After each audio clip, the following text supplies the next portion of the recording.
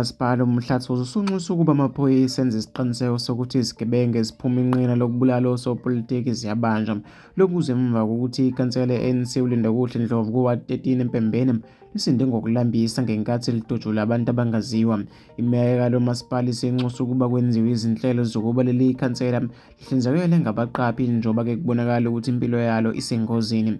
Kuzokhumbuleka ukuthi-ke ngeviki eledlule kwadutshulwa ikhansela le-ACDP uJohn Myaka obekona-ke lo masipala. Lesigameko senze ngoLwesine kusihla, kanti abantu baphawuleka nje-ke ezinkundleni zokuxhumana. Nangomunye uthi-ke shiya phansi-ke leso sikhundla ngoba umthwalo-ke usobhukeni. Nangomunye uthi-ke nithi-ke ahlinzekele ngabaqaphi kanti bona-ke bayinsimbi yini. Nangomunye uthi-ke kodwa-ke lento ayijwayelekile.